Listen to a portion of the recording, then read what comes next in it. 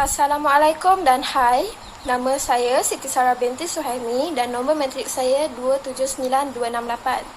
Pada hari ini, saya dan ahli kumpulan saya akan menerangkan proses perundingan bersama supaya kita dapat merancang untuk kesatuan sekerja dan pada masa yang sama dapat memastikan kesatuan sekerja ini berfungsi dengan berkesan untuk pekerja.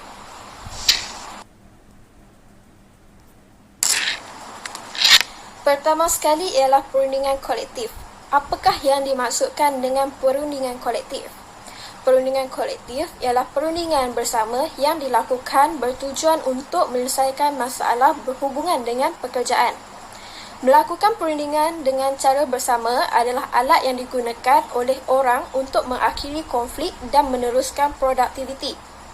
Perundingan bersama atau perundingan kolektif ini juga ialah satu proses negosiasi di mana pengusaha dan sekelompok pekerja yang bertujuan untuk mengatur perjanjian berkaitan gaji, cuti, kondisi tempat kerja dan hal-hal yang berkaitan dengan hak-hak pekerja yang perlu dititikberatkan oleh majikan. Assalamualaikum dan salam sejahtera. Saya Nur Enifana binti Muhammad Kibi, nombor matrik 278510. Hari ini saya akan membentangkan proses perundingan bersama. Perundingan bersama atau kolektif didefinisikan sebagai proses tawar-menawar yang dijalankan oleh kesatuan sekerja dan majikan mengenai terma dan syarat perkhidmatan. Pertama, proses perundingan ini boleh dilakukan setelah sesebuah kesatuan sekerja mendapatkan pengiktirafan daripada majikan sebelum kesatuan berkenaan boleh mempelawar majikan untuk memulakan perundingan kolektif. Proses kedua ialah setelah kesatuan sekerja diberi pengiktirafan, kesatuan sekerja boleh mempelawar majikan untuk memulakan perundingan bersama. Pada masa yang sama, majikan juga boleh mempelawar kesatuan sekerja untuk memulakan perundingan kolektif. Proses yang ketiga, berdasarkan Seksyen 13(2), pelawaan mestilah bertulis dan menyatakan cadangan bagi perjanjian bersama. Seterusnya, kesatuan sekerja dikehendaki menyediakan isu tawar-menawar dengan majikan mengenai terma dan syarat pekerjaan. Akan tetapi, tidak boleh membincangkan terma dan syarat mengenai perkara yang disifatkan sebagai hak keistimewaan majikan. Sebagai contoh, pertukaran pekerja, memecat dan mengembalikan kerja kepada seseorang.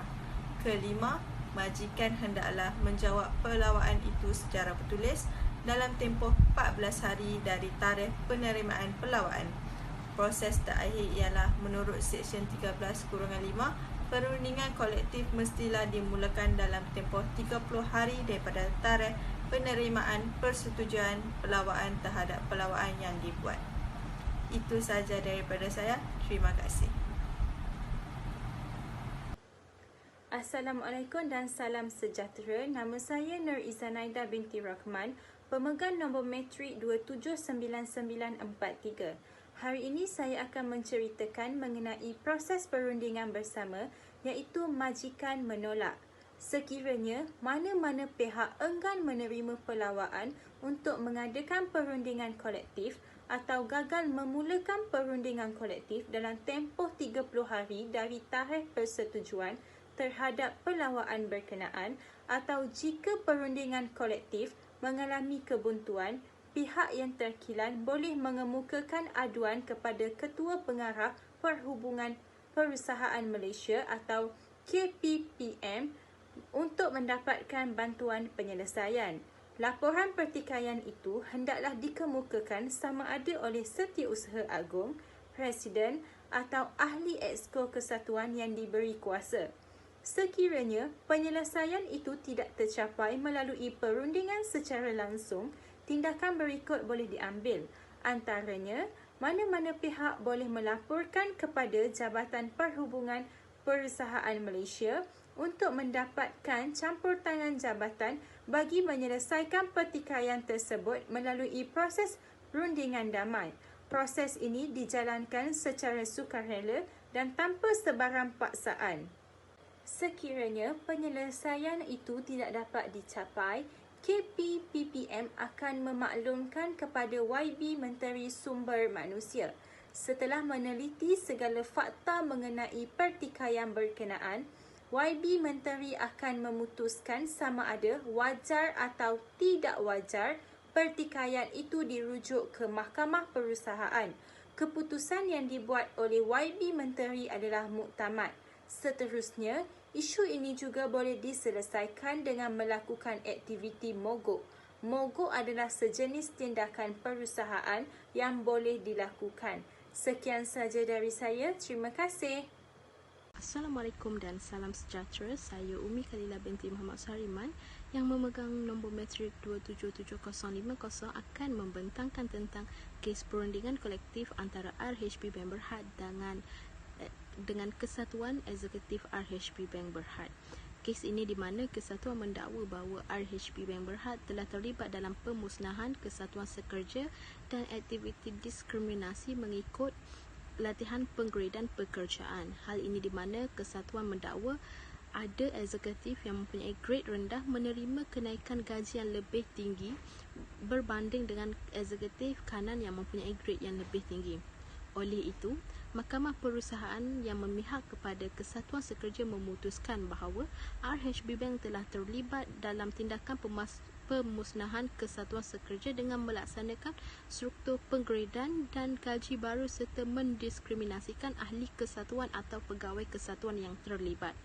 Oleh itu, kes ini telah diselesaikan menerusi satu majlis menandatangani memorandum persefahaman setelah majikan dan kesatuan melalui beberapa siri rundingan bersama yang diadakan.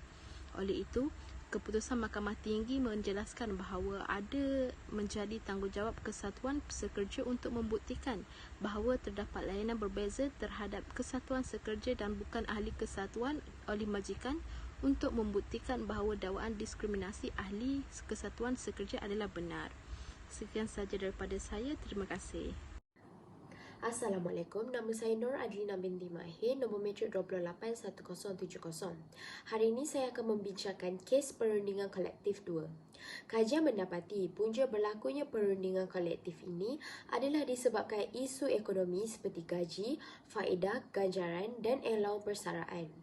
Isu sosial yang meliputi masa bekerja, hari-hari cuti dan cuti tahunan telah menjadi punca utama wujudnya terma dan kondisi pekerjaan dalam perundingan kolektif ini. Kes ini juga terwujud apabila kajian menunjukkan terdapat hubungan yang kuat antara perundingan kolektif dengan terma dan kondisi sosial antara dua pihak ini. Kesimpulannya, pekerja-pekerja SBEU lebih mengutamakan isu sosial berbanding dengan isu ekonomi.